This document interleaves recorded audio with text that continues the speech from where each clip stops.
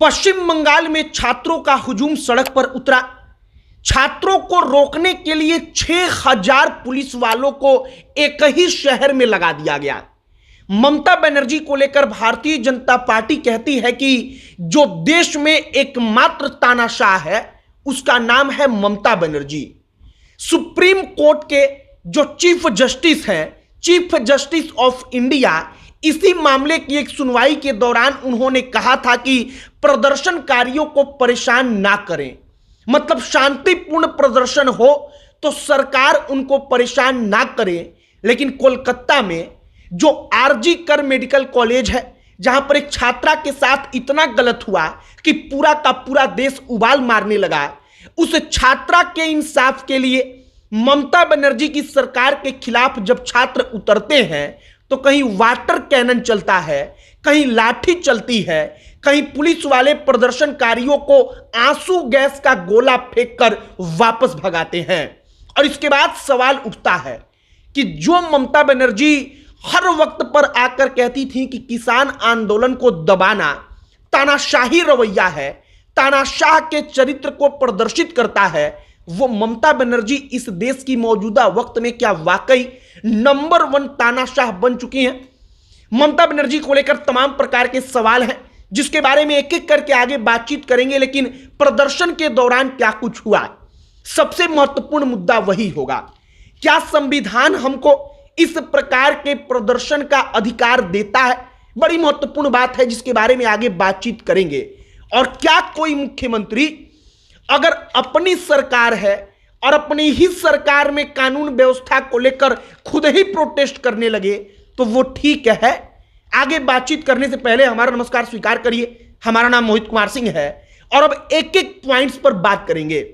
सबसे पहला पॉइंट कि कोलकाता में क्या कुछ हुआ। कोलकाता में एक छात्र संगठन है छात्र समाज। छात्र समाज संगठन ने कहा कि छात्र प्रोटेस्ट करेंगे ममता बनर्जी को सीएम की कुर्सी से हटाने के लिए। उनका आरोप है कि ममता बनर्जी ने गलत किया। जो आरजी कर मेडिकल कॉलेज में लड़की के साथ दरिंदगी हुई, उस मामले में ममता बनर्जी की सरकार ने, ममता बनर्जी ने झूठ बोला। उनकी सरकार ने आरोपियों को बचाया और इसको लेकर वो सड़क पर उतरते हैं। वो कहते हैं कि अभी असली आरोपी जो हैं उनको अब भी कई सारे लोग हैं इसके पीछे जिनको बचाया जा रहा है। अब जब प्रोटेस्ट करने के लिए सबसे पहले तो उनको इजाजत नहीं दी जाती, उनको इजाजत नहीं मिलता है। लेकिन आमतौर पर ऐसे प्रोटेस्ट को इजाजत ना मिले फिर भी वो होता है। अब यहां पर दूसरा सवाल आता है कि आखिरकार ममता बनर्जी की सरकार ने जो इस देश में दिल्ली में तमाम अलग अलग जगहों पर जब प्रदर्शन होता था और केंद्र की सरकार, दिल्ली की सरकार उसको रोकती थी, तो वो तमाम प्रकार के आरोप लगाती थी। वो ममता बनर्जी क्या करती हैं? वो ममता बनर्जी जो वहां पर कलकत्ता की सड़क पर अलग अलग सचिवालय वाले रास्ते में चेक पॉइंट्स बने थे, उन चेक पॉइंट्स के लोहे के रॉड पर ग्रीस लगवाती हैं। अब ग्रीस क्यों लगवाती हैं? इसलिए कि अगर कोई छात्र उसको छुएगा, वो कोशिश करेगा कि हम आगे बढ़ें तो वो स्लिप कर जाए उसका हाथ और वो उस पर चढ़ ना पाए, उससे नीचे गिर जाए। हावड़ा ब्रिज को बैरिकेड्स के माध्यम से रोक दिया गया। छात्रों का जब वहां पर हुजूम उमड़ा तो उसको तोड़ा गया। इसके बाद वहां पर वाटर कैनन का प्रयोग हुआ। एक आदमी तिरंगा झंडा लेकर उसके सामने डटकर खड़ा था और ममता बनर्जी की पुलिस, ममता बनर्जी की फोर्स उसके ऊपर पानियों की बौछार करती रही। जो संगठन के छात्र थे वो छात्र तमाम अलग अलग जगहों से आगे बढ़ते गए और इस अभियान का बाकायदा नाम दिया गया नवन्ना अभियान। अब नवन्ना क्या है, सबसे पहले इसे जानिए। पश्चिम बंगाल की राजधानी कोलकाता में जो सचिवालय है सरकार का, जिस पर कई सारे मंत्रालयों का कामकाज होता है, उसका नाम है नवन्ना। अब उसी नवन्ना के पास जो प्रदर्शनकारी है वो ना पहुंचे, वहां तक वो ना पहुंच पाए, इसके लिए पूरी तैयारी की गई। आरोप लगाया बीजेपी के नेता ने कि 4 छात्र गायब हैं। पश्चिम बंगाल की सरकार ने कहा कि वो कुछ ऐसी प्लानिंग कर रहे थे, वो साजिश कर रहे थे, इसके लिए उनको पकड़ा गया है।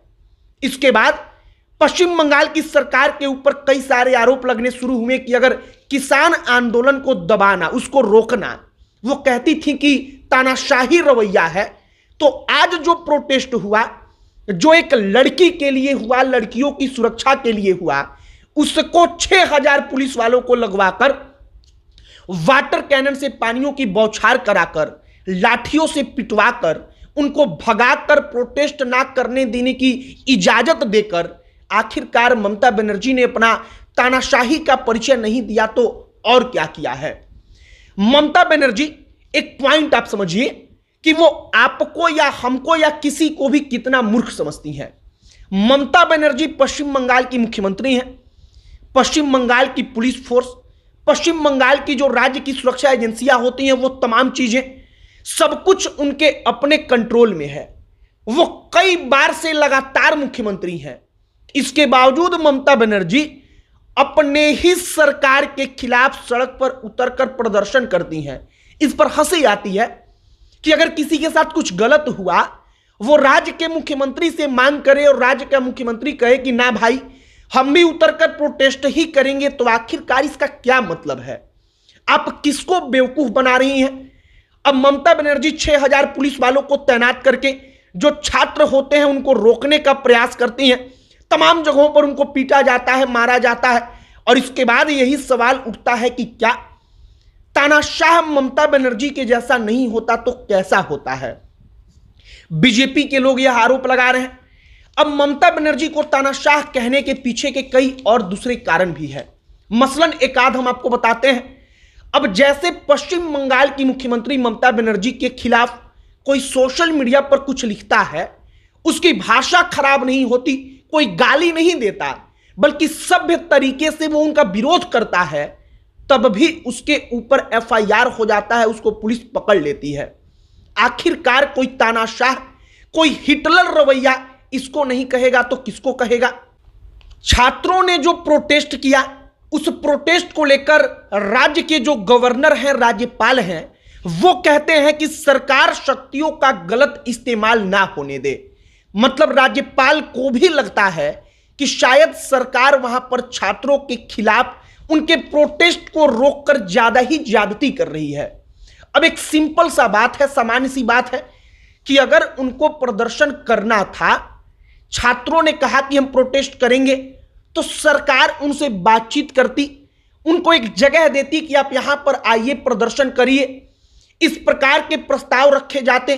प्रोटेस्ट करने का अधिकार इस लोकतांत्रिक देश में संवैधानिक तरीके से सबको है, लेकिन प्रोटेस्ट को रोकने के लिए पहले ही 6000 पुलिस वालों को लगा देना। 6000 पुलिस वाले पूरी तैयारी में, कोई वाटर कैनन से पानी की बौछार कर रहा है, कोई लाठी गिरा रहा है और कोई आंसू गैस का गोला फेंक रहा है। और ये प्रोटेस्ट हुआ किस लिए?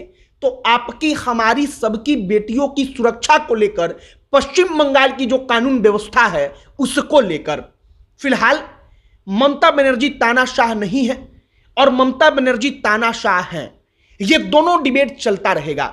लेकिन महत्वपूर्ण है कि चीफ जस्टिस ऑफ इंडिया ने कहा कि अगर प्रोटेस्ट होता है, संवैधानिक तरीका करने का प्रोटेस्ट का होता है, तो सरकार उनको परेशान ना करे। तो क्या सरकार इसका जवाब देगी कि उन्होंने पहले ही संविधान तोड़ दिया, या फिर सरकार ने पहले हिंसा का रास्ता अपना लिया? दूसरा पॉइंट, पश्चिम बंगाल की राजधानी कोलकाता में इमरजेंसी लग चुका है। यह बात बीजेपी के नेता कह रहे हैं। और शायद इमरजेंसी जो होता है वो ऐसा ही होता है जहां पर ना गवर्नर की बात सुनी जाए, ना चीफ जस्टिस ऑफ इंडिया की बात सुनी जाए तो सिर्फ लाठियों की बात, और एक व्यक्ति जो सुप्रीमो है उसका इजाजत माना जाए। बाकी पश्चिम बंगाल में दिन भर क्या कुछ हुआ हमने आपको बताया। आपकी क्या इस पर राय है? कमेंट बॉक्स में लिखकर बताइएगा। अब अंत में हमारा परिचय, हमारा नाम मोहित कुमार सिंह है। बहुत बहुत धन्यवाद।